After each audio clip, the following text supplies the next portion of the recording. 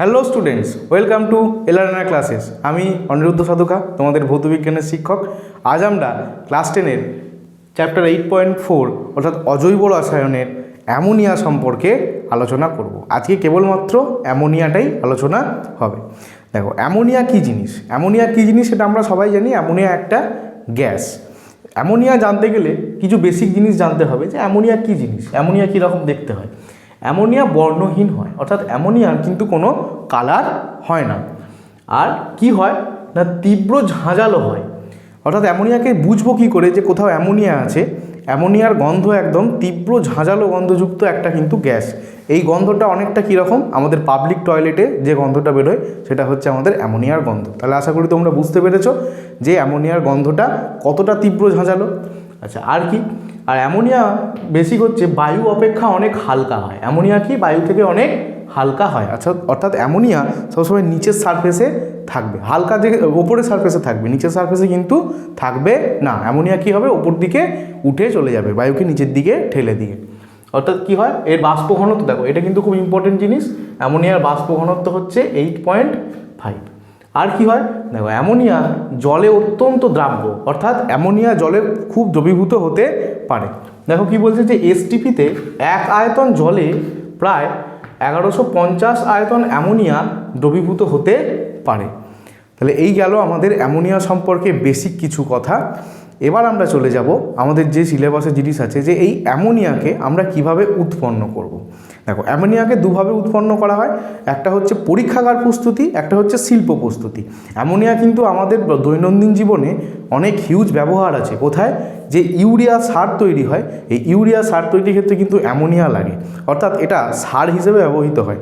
তাহলে কি হয়, একে আমাদের শিল্প অর্থাৎ কারখানায়, ফ্যাক্টরিতে উৎপন্ন করতে হবে, তার পদ্ধতি আলাদা হয়। আর পরীক্ষাগারে, রসায়নগারে আমাদের অ্যামোনিয়া দরকার হলে আমরা অ্যামোনিয়াকে কিভাবে প্রস্তুত করব সেটা আলাদা প্রসেস হয়। তো প্রথমে আমরা দেখব যে অ্যামোনিয়ার পরীক্ষাগার প্রস্তুতি, অ্যামোনিয়াকে পরীক্ষাগারে কিভাবে প্রস্তুত করা যায়। দেখো, অ্যামোনিয়াকে পরীক্ষাগারে প্রস্তুত করতে গেলে প্রথমেই আমাদের যে কাঁচামালগুলো লাগবে, যে জিনিসগুলো লাগবে সেগুলো কি? সেটা হচ্ছে অ্যামোনিয়াম ক্লোরাইড অর্থাৎ NH4Cl এবং চুন লাগবে আমাদের।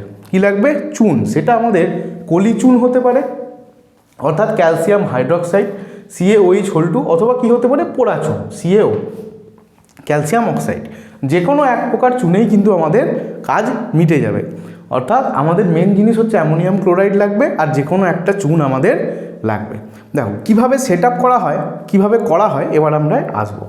দেখো, এইভাবে একটা বিকার নেওয়া হয়, বোতলকে নেওয়া হয়, এই বোতলটাকে এইভাবে কাত করে বসানো হয়, এবং এইখানে এই অ্যামোনিয়াম ক্লোরাইড এবং এখানে আমি তোমাকে ক্যালসিয়াম অক্সাইড দিয়ে দেখাচ্ছি, এর মিশ্রণ একটা মেশানো হয় আর কি। যেমনভাবে ঝালমুড়ি মেশানো হয় সেইভাবে মেশানো হয়। এবার বলবে মুড়িটা কতটা দেওয়া হয় আর চানাচুর কতটা দেওয়া হয়, এর অনুপাতটা কী হবে? মনে করো তুমি ঝালমুড়ি করছো, চানাচুর দিলে এতটা আর মুড়ি দিলে এইটুকু, তাহলে সেটা ঝালমুড়ি হবে না। সেরকমই বলা হচ্ছে যে শর্তে 1 ভাগ ভরের NH4Cl, অর্থাৎ এক ভাগ ভরের কি দেওয়া হবে, তো অনুপাতটা অ্যামোনিয়াম ক্লোরাইড দেওয়া হবে, আর তার সাথে 3 ভাগ ভরের CaOH বা CaO অর্থাৎ পোড়াচুন বা কলিচুন আমাদের ভালোভাবে মেশানো হবে। অর্থাৎ মনে করো তুমি যদি 1 চামচ NH4Cl দাও, অ্যামোনিয়াম ক্লোরাইড দাও, তাহলে তোমাকে 3 চামচ চুন দিতে হবে। এই হচ্ছে কেস, এই জিনিসটা বলেছে। দিয়ে কী হবে, এদেরকে কিন্তু ভালোভাবে মেশাতে হবে। যেভাবে ওই ঝালমুড়িকে টং টং টং টং করে নাড়ায় আমাদের স্টেশনগুলোয়, সেরকম করে কিন্তু ভালোভাবে মেশাতে হবে।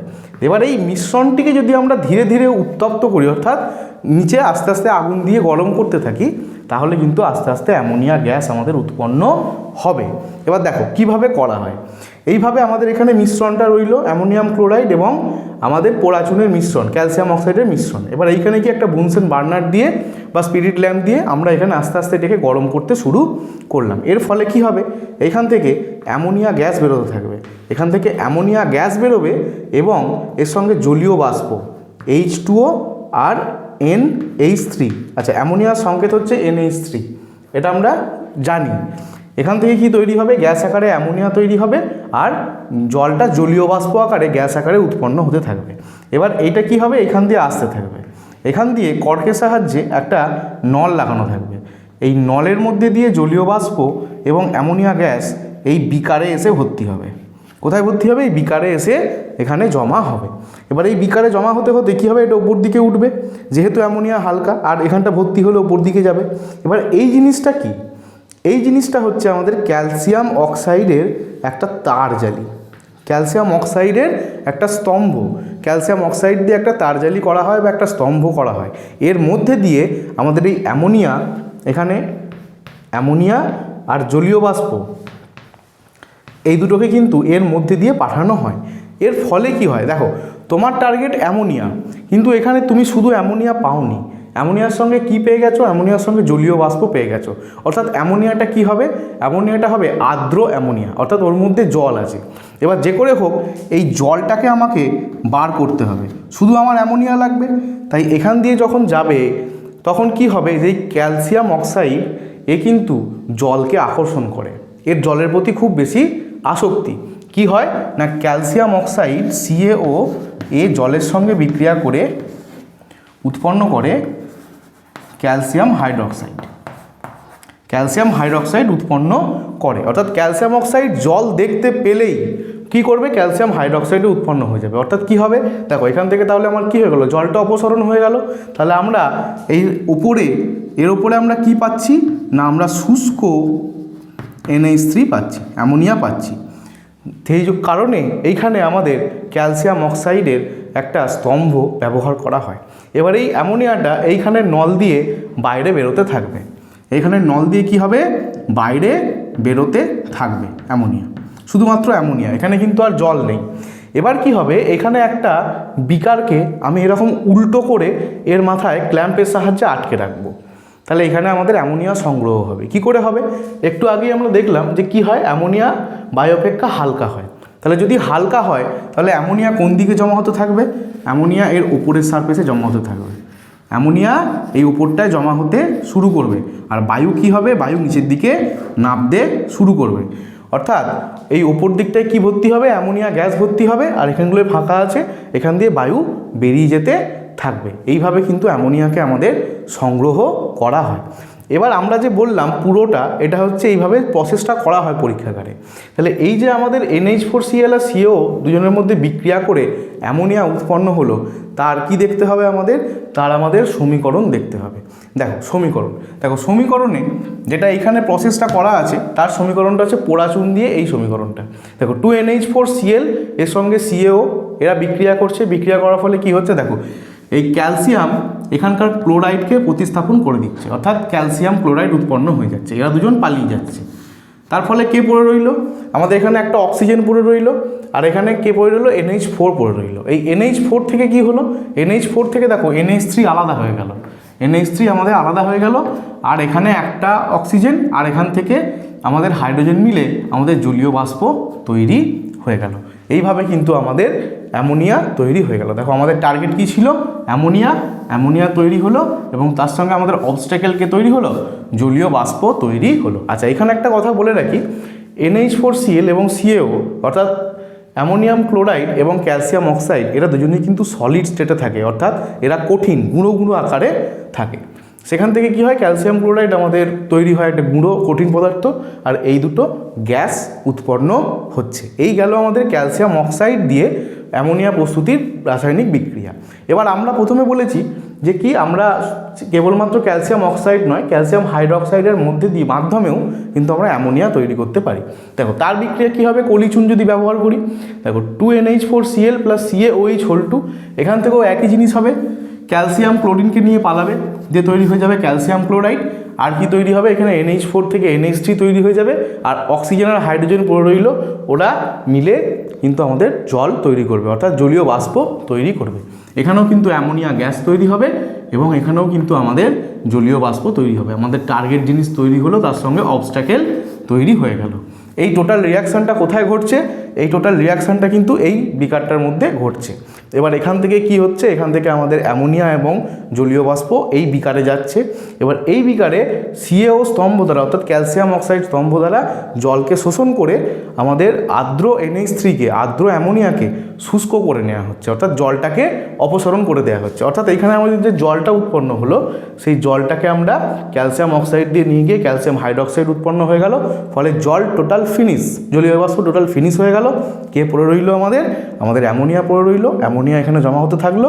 এবার এখানে মুখে কক দেওয়া আছে, অর্থাৎ এখান দিয়ে বেরোতে পারবে না, বেরোনোর একটাই জায়গা, এই যে পাইপটা আছে আমাদের, নলটা আছে, এই নলের মধ্যে দিয়ে অ্যামোনিয়া বেরোলো।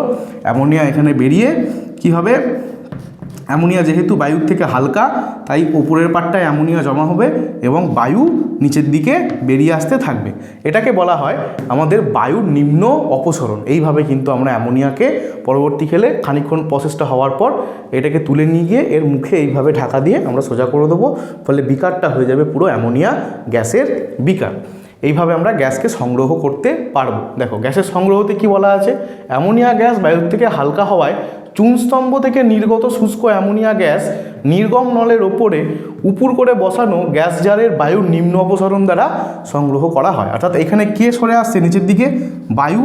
বায়ু কোন দিকে অপসরণ হচ্ছে, নিচের দিকে, সেজন্য বলা হয় বায়ুর নিম্ন অপসরণ, নিম্ন অপসরণ দ্বারা। এই লাইনটা কিন্তু খুব ইম্পর্টেন্ট, যে গ্যাস জারে বায়ুর নিম্ন অপসরণ দ্বারা অ্যামোনিয়া গ্যাসকে সংগ্রহ করা হয়। তোমাদের এমসিকিউতে কিন্তু এটা দিয়ে দিতে পারে যে অ্যামোনিয়া গ্যাসকে বায়ুর কোন অপসরণ দ্বারা সংগ্রহ করা হয়। অ্যান্সার কি হবে, বায়ুর নিম্ন অপসরণ দ্বারা সংগ্রহ করা হয়। আবার এইভাবেও বলতে পারে যে অ্যামোনিয়া গ্যাসকে কেন বায়ুর নিম্ন অপসরণ দ্বারা সংগ্রহ করা হয়, কারণ আমরা বলবো যে বায়ু অপেক্ষা অ্যামোনিয়া গ্যাস হালকা, এর বাষ্প ঘনত্ব 8.5, সেই কারণে অ্যামোনিয়া যখন গ্যাস জারে আসবে গ্যাস জারের ওপরে সংগৃহীত হবে এবং নিচের দিকে বায়ু নিম্ন অপসরিত হয়ে যাবে। এই কারণে বায়ুর নিম্ন অপসরণের দ্বারা আমরা অ্যামোনিয়া গ্যাসকে সংগ্রহ করতে পারি। তো এই গেল আমাদের পরীক্ষাগারের প্রস্তুতি। গ্যাসের শুষ্কীকরণ, অ্যামোনিয়ার সঙ্গে জলীয় বাষ্প মিশ্রিত থাকে এবং এখানে পোড়া চুনের সিও একটা স্তম্ভ থাকে। এইভাবে এখানে শুষ্কীকরণ করা হয় এবং শুষ্কীকরণ করার পর বায়ুর নিম্ন অপসরণ দ্বারা গ্যাসকে কিন্তু সংগ্রহ করা হয়। আচ্ছা, শর্ততে কি বলা হয়েছিল, দেখো শর্ততে কিন্তু একটা জিনিস আমরা খেয়াল রাখবো, যে আমরা যে ব্যবহার করেছিলাম NH4Cl অর্থাৎ অ্যামোনিয়াম ক্লোরাইড এবং চুন, সেটা ক্যালসিয়াম অক্সাইড হতে পারে বা ক্যালসিয়াম হাইড্রক্সাইড হতে পারে, যা খুশি আমি নিতে পারি, আমার হাতের কাছে যা অ্যাভেলেবেল আছে আমি তাই নিতে পারি। আমাকে কেবল মনে রাখতে হবে মুড়ি কতটা দিতে হবে আর চানাচুর কতটা দিতে হবে। অর্থাৎ NH4Cl আমাকে দিতে হবে 1 ভাগ আর চুন দিতে হবে আমাকে 3 ভাগ, অর্থাৎ এদের অনুপাত কত হবে 1:3। এটা কিন্তু আরও বেশি ইম্পর্টেন্ট। পরীক্ষায় তোমাকে যদি কোশ্চেন ঘুরিয়ে দিতে চায় তাহলে এরকম কোশ্চেন দেবে যে পরীক্ষাগারে অ্যামোনিয়া প্রস্তুতির জন্য ব্যবহৃত কাঁচামালগুলি বা রাসায়নিক দ্রব্যগুলি কি অনুপাতে মেশানো হয় সেটি লেখো। আমরা কি বলবো, যে পরীক্ষাগারে অ্যামোনিয়া প্রস্তুতির জন্য প্রয়োজনীয় অ্যামোনিয়াম ক্লোরাইড এবং ক্যালসিয়াম অক্সাইড বা ক্যালসিয়াম হাইড্রক্সাইডের অনুপাত হয় 1:3। সবসময় জানবো আমরা এই অ্যামোনিয়াম ক্লোরাইড কিন্তু 1 আর চুন হবে 3। এর রেশিও উল্টে দিলে কিন্তু তোমার অ্যান্সার ভুল হয়ে যাবে। তাহলে আশা করি তোমরা বুঝতে পেরেছো। এখান থেকে দেখো কী কী জানলাম, তাহলে রাসায়নিক দ্রব্য কী কী লাগলো, অ্যামোনিয়াম ক্লোরাইড NH4Cl আর এবং শুষ্ক কলিচুন CaOH2 অথবা পোড়াচুন CaO। তারপরে আমাদের শর্ত এলো 1:3 অনুপাতে মিশিয়ে আস্তে আস্তে গরম করলে অ্যামোনিয়া গ্যাস, আর্দ্র অ্যামোনিয়া গ্যাস উৎপন্ন হলো। এবার গ্যাসের শুষ্কীকরণ করা হলো কার সাহায্যে, গ্যাসের শুষ্কীকরণ করা হলো ক্যালসিয়াম অক্সাইডের একটা স্তম্ভের মধ্যে দিয়ে পাঠিয়ে। তারপরে আমরা গ্যাসকে সংগ্রহ করলাম কার দ্বারা, বায়ুর নিম্ন অপসরণ দ্বারা। আর রাসায়নিক বিক্রিয়া, এই দুটো হচ্ছে আমাদের রাসায়নিক বিক্রিয়া। তা আশা করি তোমরা এটা বুঝতে পেরেছো।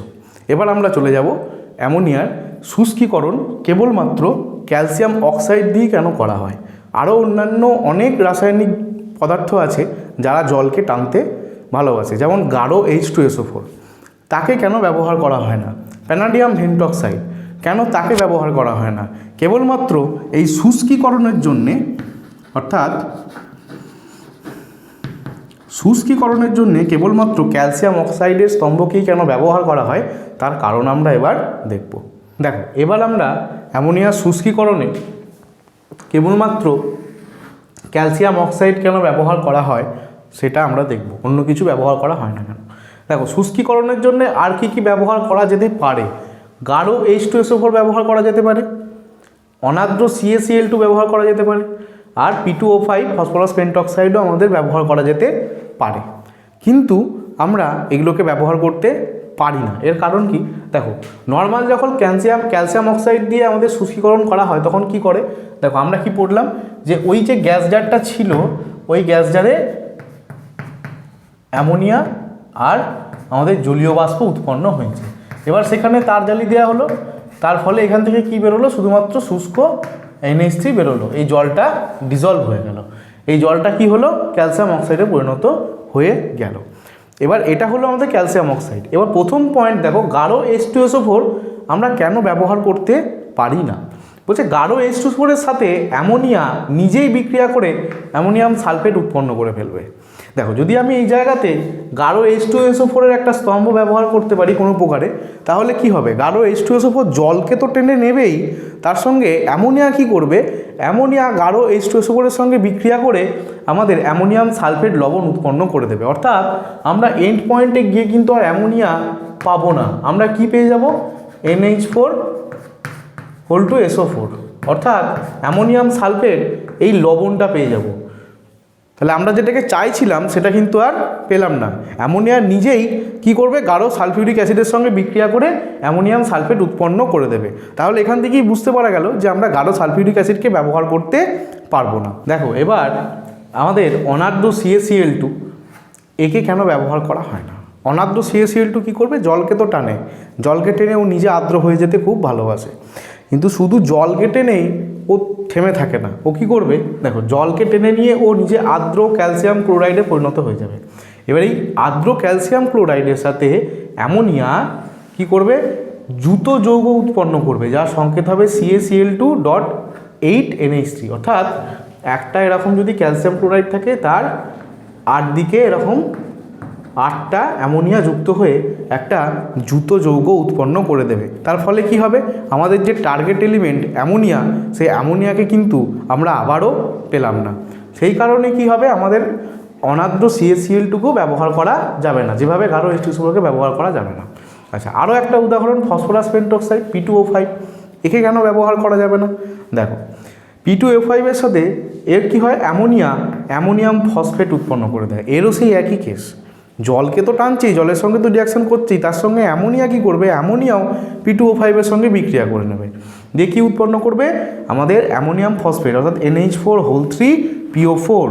দেখো 6NH3 P2O5 আর এর সঙ্গে জল, এইটা তিনজনে একসঙ্গে মিলে আমাদের অ্যামোনিয়াম ফসফেট উৎপন্ন করে দেবে। ফলে আমাদের টার্গেট কে ছিল, টার্গেট ছিল আমাদের অ্যামোনিয়া, সেই অ্যামোনিয়াকে কিন্তু আমরা পেলাম না, আমরা তার জায়গায় অন্য একটা যৌগ পেয়ে গেলাম। সেই কারণে আমরা P2O5কেও কিন্তু ক্যান্সেল করে দিলাম। তাহলে এইভাবে কিন্তু প্রত্যেকটা অনেক যৌগই আছে যাদেরকে ব্যবহার করা যায় না, এই কারণেই যে তাদের সাথে অ্যামোনিয়া রিয়াক্ট করে যায়। কেবলমাত্র রিয়াকশান করে না কার সাথে, CaOর সাথে। CaOর সাথে অ্যামোনিয়া ডাইরেক্ট কোনো রিয়াকশান করে না, তাই আমরা CaOকে ব্যবহার করতে পারি।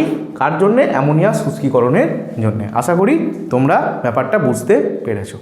আচ্ছা, এবার দুটো ছোট ছোট কনসেপ্টে চলে যাব। দেখো কী জিনিস বলছে, তরল অ্যামোনিয়া কী জিনিস আর লাইকার অ্যামোনিয়া কী জিনিস। তরল অ্যামোনিয়া কী হয়, অ্যামোনিয়া সাধারণত কী হয়, গ্যাস। অ্যামোনিয়া নর্মাল রুম টেম্পারেচারে গ্যাস আকারে থাকে, গ্যাস আকারে অ্যামোনিয়া থাকে। বলছে এই গ্যাসকে লিকুইডে পরিণত করা যায়। কিভাবে করা যায়, বলছে সাধারণ চাপে -33.41 ডিগ্রি সেলসিয়াস তাপমাত্রায় অ্যামোনিয়া তরলে পরিণত হয়ে যায়। চাপ তোমার স্থির আছে, তুমি কি করলে, এর টেম্পারেচারটাকে কমিয়ে দিলে, এর উষ্ণতাটাকে কি করে দিলে, আস্তে আস্তে কমাতে শুরু করলে। অর্থাৎ মনে করো একটা কোনো ফ্রিজ, যেখানে তুমি ওই টেম্পারেচারটাকে মেনটেন করতে পারবে -33.41 ডিগ্রি সেলসিয়াস, তার মধ্যে যদি তুমি একটা অ্যামোনিয়ার গ্যাস জার ভরে দাও, তা কিছুক্ষণ পরে যতক্ষণ ও ঠান্ডা হতে সময় লাগবে, ওই টেম্পারেচারে যেতে সময় লাগবে, তারপরে তুমি কি দেখবে, তুমি দেখবে অ্যামোনিয়াটা এরকম লিকুইডে পরিণত হয়ে গেছে, অর্থাৎ তরলে পরিণত হয়ে গেছে। দেখো, যে কোনো সাবস্টেন্সেরই তিনটে অবস্থা থাকে। কী কী অবস্থা থাকে, একটা হচ্ছে কঠিন, একটা হচ্ছে তরল, একটা হচ্ছে গ্যাসীয়। এই তিনটে অবস্থাতেই কিন্তু যে কোনো একটা পদার্থ তিনটে ইন্ডিভিজুয়াল পদার্থ থাকতে পারে। সেই জন্য কি নর্মাল অবস্থায়, নর্মাল টেম্পারেচারে, নর্মাল প্রেসারে আমাদের অ্যামোনিয়া গ্যাসীয় আকারে থাকে। এখান থেকে আমি যদি টেম্পারেচার কমিয়ে দিই, কি হয়ে যাবে, গ্যাসীয় থেকে তরল হয়ে যাবে। আমাদের অ্যামোনিয়া কিন্তু তরলে পরিণত হয়ে যায়। এখানে টেম্পারেচারটা কিন্তু খুব ইম্পর্টেন্ট, যে সাধারণ চাপে, নর্মাল চাপ, আমরা কিন্তু চাপকে নিয়ে কোনো হেরফের করছি না। চাপ যেমন ছিল নর্মাল অ্যাটমসফিয়ারিক প্রেসার সেটাই আছে। সাধারণ চাপে -33.41 ডিগ্রি সেলসিয়াস, হেভি ইম্পর্টেন্ট, খুব ইম্পর্টেন্ট তাপমাত্রায় অ্যামোনিয়া তরলে পরিণত হয়ে যায়। আচ্ছা, এবার আমরা যদি টেম্পারেচারকে একটা সার্টেন রেখে যদি আমরা প্রেসারের হ্রাস বৃদ্ধি ঘটাই, তাহলে কি তরলে পরিণত হতে পারে? অবশ্যই হতে পারে। তুমি যদি এই অ্যামোনিয়াকে 10 ডিগ্রি সেলসিয়াসে রাখো আর 6 বায়ুমণ্ডলীয় চাপ দিয়ে দাও, অ্যামোনিয়া কিন্তু তরলে পরিণত হয়ে যাবে। অর্থাৎ তুমি প্রেসার বাড়িয়ে দাও। তুমি কি করবে? এটাকে, পিস্টনটাকে তুমি আস্তে আস্তে নিচের দিকে নিয়ে এসো। অর্থাৎ তুমি কি করবে? প্রেসারটাকে বাড়াতে থাকো আর টেম্পারেচারটাকে তুমি 10 ডিগ্রি সেলসিয়াসে রাখো। আমাদের নর্মালি কি হয়? অ্যাটমসফিয়ারিক হয়। অ্যাটমসফিয়ারিক জায়গায় তুমি 6 বায়ুমণ্ডলীয় চাপ, 6 অ্যাটমসফিয়ার তুমি নিয়ে এসো। তাহলে কি হবে? অ্যামোনিয়া গ্যাস আমাদের তরলে পরিণত হয়ে যাবে। এরপরে যদি আমরা এই অ্যামোনিয়া গ্যাসকে আরও টেম্পারেচার কমিয়ে দিই, দেখো -77.7 ডিগ্রি সেলসিয়াস তাপমাত্রায় কি হয়? অ্যামোনিয়া তরল থেকে আবার কঠিনে পরিণত হয়ে যায়। কিসে? সাদা কেলাসাকার কঠিন পদার্থে পরিণত হয়ে যায়। অর্থাৎ ওই নুনের মতো দেখতে হয়, সাদা কেলাস মতো আমাদের কঠিনে পরিণত হয়ে যায়। কত টেম্পারেচারে? -77.7 ডিগ্রি সেলসিয়াস তাপমাত্রায়। তাহলে এই গেল আমাদের তরল অ্যামোনিয়া। আচ্ছা, এবার আসি আমরা লাইকার অ্যামোনিয়া কী জিনিস। দেখো, লাইকার অ্যামোনিয়া কী জিনিস? বলা হয় অ্যামোনিয়া সম্পৃক্ত জলীয় দ্রবণকে লাইকার অ্যামোনিয়া বলা হয়। অর্থাৎ জলের মধ্যে তুমি অ্যামোনিয়া দিচ্ছ, চামচে করে অ্যামোনিয়া দিচ্ছ, গুলছো, চামচ দিয়ে অ্যামোনিয়া গুলছো, যে সময় আমাদের এই দ্রবণটা কী হবে? সম্পৃক্ত হয়ে যাবে। এই সম্পৃক্ত দ্রবণটাকেই বলা হয় আমাদের কি? Liker ammonia. এই লাইকার অ্যামোনিয়ানে কত পার্সেন্ট অ্যামোনিয়া থাকে? 35% অ্যামোনিয়া থাকে। এটা কিন্তু আমাদের খুব ভালো করে মনে রাখতে হবে, খুব ইম্পর্টেন্ট এই দুটো কথা। এই লাইকার অ্যামোনিয়ার মধ্যে কত পার্সেন্ট অ্যামোনিয়া থাকে? 35% অ্যামোনিয়া থাকে।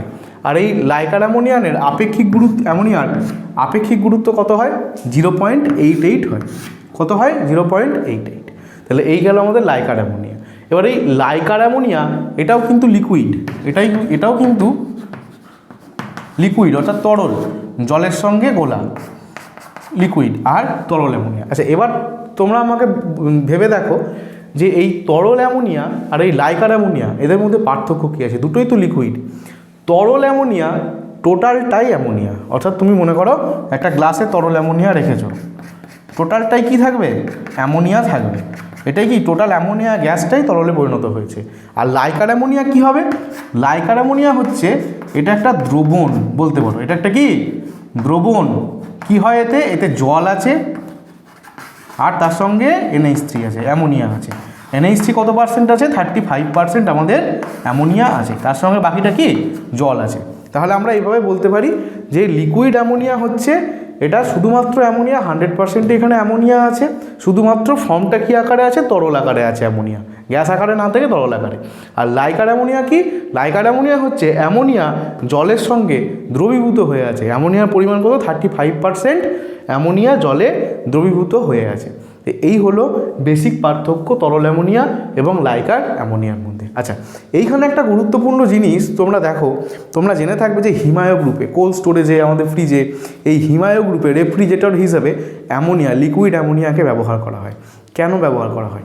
দেখো, আমরা কি পড়লাম যে জেনারেলি এত কম টেম্পারেচারগুলোতে কি হয়? অ্যামোনিয়া আমাদের লিকুইডে পরিণত হয়। তাহলে উল্টো কথাটাও তো সত্যি, যে লিকুইড অ্যামোনিয়ার টেম্পারেচার কত হয়?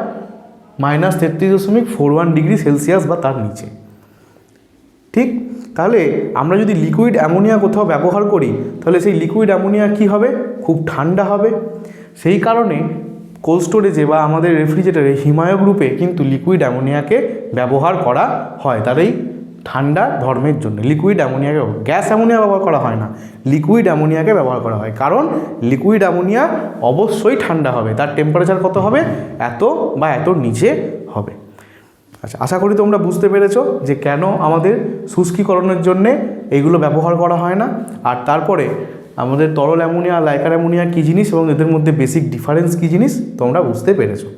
এরপরে আমরা অ্যামোনিয়ার কিছু রাসায়নিক ধর্ম নিয়ে আলোচনা করব। অর্থাৎ অ্যামোনিয়ার অক্সিজেনের সঙ্গে বিক্রিয়া, অ্যামোনিয়ার ক্ষারের সঙ্গে বিক্রিয়া, অ্যামোনিয়ার বিজারণ ধর্ম, এইসবগুলো আমরা দেখব। এবার আমরা অ্যামোনিয়ার কিছু রাসায়নিক ধর্ম দেখব। সে রাসায়নিক ধর্ম কী জিনিস, অর্থাৎ অন্যান্য মৌলের সঙ্গে সে কীভাবে রিয়াকশান করে, এটাই হচ্ছে আমাদের রাসায়নিক ধর্ম। দেখো রাসায়নিক ধর্মের মধ্যে প্রথমেই যেটা দেখবো সেটা হচ্ছে অ্যামোনিয়া অক্সিজেনের সঙ্গে কীভাবে বিক্রিয়া করে। দেখো বলছে অ্যামোনিয়া এবং অক্সিজেনের মিশ্রণকে 800 থেকে 900 ডিগ্রি সেলসিয়াস তাপমাত্রায় উত্তপ্ত প্লাটিনাম তারজালির ওপর দিয়ে চালনা করলে অ্যামোনিয়া নাইট্রিক অক্সাইড NO তে জারিত হয়ে যায়। অর্থাৎ এই বিক্রিয়ার কন্ডিশন কি, এই বিক্রিয়ার কন্ডিশন হচ্ছে 800 থেকে 900 ডিগ্রি সেলসিয়াস তাপমাত্রা হতে হবে, না হলে কিন্তু অ্যামোনিয়া আর অক্সিজেন পরস্পর কখনোই বিক্রিয়া করবে না। আর একটা অনুঘটক লাগবে, সেই অনুঘটকটা কী জিনিস, এটা হচ্ছে আমাদের প্লাটিনাম তারজালি। এই প্লাটিনাম তারজালি যদি না থাকে তাহলেও কিন্তু রিয়াকশান হবে না। অর্থাৎ একটা প্লাটিনাম তারজালি, এর মধ্যে দিয়ে মনে করো এদিকে অক্সিজেন এবং এদিকে আমাদের অ্যামোনিয়া, এই সঙ্গে একসঙ্গে তুমি ওই টেম্পারেচারের মধ্যে 800 থেকে 900 ওর মধ্যে দিয়ে চালনা করছো, প্লাটিনাম তারজালি এদিক থেকে ওদিকে যাচ্ছে। তার ফলে কি হবে, কেবলমাত্র এই কন্ডিশনটাতেই অ্যামোনিয়া এবং অক্সিজেন পরস্পরের সঙ্গে রিয়াকশান করবে, অর্থাৎ 4NH3 + 5O2 দিয়ে কী উৎপন্ন করবে, আমাদের nitric oxide NO nitric oxide উৎপন্ন করবে। এবং কি হবে, এটা জলীয় বাষ্প উৎপন্ন হবে। এই সব কটা কিন্তু গ্যাস উৎপন্ন হবে। দেখো হাই টেম্পারেচার, এখানে কিন্তু H2O কখনোই কী আকারে থাকবে না, তরল আকারে থাকবে না, কারণ জলের সূচনাঙ্ক কত 100 ডিগ্রি সেলসিয়াস, আর পুরো ঘটনাটা ঘটছে আমার 800 থেকে 900 ডিগ্রি সেলসিয়াসে। তাহলে এটাও কি আমাদের থাকবে, জলীয় বাষ্প আকারে থাকবে। তাহলে কি নাইট্রোজেন কি, নাইট্রোজেন হচ্ছে এই আমাদের অ্যামোনিয়া কি, অ্যামোনিয়া হচ্ছে গ্যাস, অক্সিজেন কি আকারে আছে, গ্যাস আকারে আছে। নাইট্রিক অক্সাইড এটাও গ্যাস উৎপন্ন হবে, এবং আমাদের জলীয় বাষ্প এটাও আমাদের গ্যাস উৎপন্ন হবে। তো এইভাবে আমাদের রিয়াকশানটা হবে। এটা তোমাকে ঘুরিয়ে এইভাবে কোশ্চেন দিতে পারে, কেন আমি গ্যাস গ্যাস গ্যাস গ্যাস বললাম। তোমাকে বলতে পারে যে দুটো গ্যাসের বিক্রিয়ায় এটি গ্যাস উৎপন্ন হচ্ছে এমন একটি, বা দুটো গ্যাস উৎপন্ন হচ্ছে এমন একটি উদাহরণ দিয়ে দেখো। তাহলে আমরা এই উদাহরণটা বলতে পারবো যে অ্যামোনিয়া এবং অক্সিজেনকে মিশ্রণকে যদি 800 থেকে 900 ডিগ্রি সেলসিয়াস তাপমাত্রায় প্লাটিনাম তারজালির উপর দিয়ে চালনা করা হয়, তাহলে আমাদের বর্ণহীন নাইট্রিক অক্সাইড উৎপন্ন হয় এবং তার সঙ্গে জলীয় বাষ্প উৎপন্ন হয়। এই গেল আমাদের অক্সিজেনের সঙ্গে বিক্রিয়া। এইবার আমরা চলে আসবো অ্যামোনিয়ার আমাদের ক্ষারীয় ধর্ম। দেখো অ্যামোনিয়া হচ্ছে ক্ষার, শুষ্ক, কিন্তু শুষ্ক অ্যামোনিয়া যদি থাকে, শুষ্ক অ্যামোনিয়া কিন্তু প্রসম। কারণ ক্ষার হতে গেলে আমরা কি জানি, ক্ষার হতে গেলে আমাদের OH মাইনাস এই আয়নটার দরকার হয়। এই আয়ন যদি না থাকে তাহলে আমরা কাউকে ক্ষার বলতে পারি না। যেমন অ্যাসিডে কী হয়, H+ আয়ন থাকতে হয়, তার ফলে আমরা অ্যাসিড বলি। তুমি যে কোনো অ্যাসিড দেখে নাও, আজকে H2SO4, HCl, HNO3, তুমি যা খুশি দেখে নাও, যা অ্যাসিড দেখে নাও, সব অ্যাসিডে একটা জিনিসই কমন পাবে, সেটা হচ্ছে H+ আয়ন। আর সমস্ত ক্ষারেও তুমি দেখে নাও, যা তুমি NaOH, KOH, CaOH2 যা পাবে তুমি সবেতে OH মাইনাস এই আয়নটাকে তুমি, এই মূলকটাকে তুমি পাবে। এই মূলকটা থাকলেই বলা হবে কি, ক্ষার। তাহলে কি হয়, দেখো অ্যামোনিয়া নর্মাল অবস্থায় কিন্তু প্রসম, কিন্তু অ্যামোনিয়াকে যদি আমি কি করি, জলের মধ্যে গুলে দিই, অর্থাৎ অ্যামোনিয়ার সঙ্গে যদি জলের বিক্রিয়া ঘটাই, তাহলে কি উৎপন্ন হবে, অ্যামোনিয়াম হাইড্রোক্সাইড NH4OH তৈরি হবে। তাহলে NH4OH, এই NH4OH এর মধ্যে কি আছে, NH4OH-কে যদি আমি ভাঙি তাহলে পাবো NH4+ মূলক আর OH- মূলক, অর্থাৎ অ্যামোনিয়াম মূলক এবং হাইড্রোক্সিনিয়াম আমাদের মূলক। তাহলে এই হলো আমাদের OH- মূলক। অর্থাৎ এখান থেকে কি বুঝতে পারা যাচ্ছে যে অ্যামোনিয়ার হচ্ছে আমাদের ক্ষার। অ্যামোনিয়া কি, অ্যামোনিয়ার মধ্যে কিন্তু ক্ষারীয় ধর্ম বর্তমান। ডাইরেক্টলি ক্ষার আমরা বলতে পারি না, হ্যাঁ অ্যামোনিয়ার জলীয় দ্রবণকে আমরা ক্ষার বলতে পারি, কিন্তু অ্যামোনিয়াকে কি বলতে পারি, যে ওর মধ্যে ক্ষারকীয় ধর্ম আছে। তাহলে এবার যদি ক্ষারকীয় ধর্ম থাকে তাহলে ক্ষার কি করবে, দেখো বিখ্যাত একটা আমাদের রিয়াকশানের প্যাটার্ন আছে, যে অ্যাসিড এবং ক্ষার যদি পরস্পরের সঙ্গে বিক্রিয়া করে তাহলে কি উৎপন্ন হয়, লবণ এবং জল উৎপন্ন হয়। এটা আমরা ছোটোবেলা থেকে জেনে আসছি, টাইট্রেশন বিক্রিয়া, প্রশমন বিক্রিয়া এটাকে বলা হয়, এবং আমরা ক্লাস 9-এও এটাকে পড়েছি, অ্যাসিড ক্ষার লবণের যে চ্যাপ্টার ছিল। অ্যাসিডের সাথে আমাদের ক্ষারের যদি বিক্রিয়া হয় তাহলে উৎপন্ন হবে লবণ এবং জল উৎপন্ন হবে। তাহলে নিশ্চয়ই অ্যামোনিয়াকে যদি আমরা অ্যাসিডগুলোর সঙ্গে বিক্রিয়া করাই তাহলে নিশ্চয়ই লবণ এবং জল উৎপন্ন হবে। চলো দেখি, একদম ঠিক তাই হয়।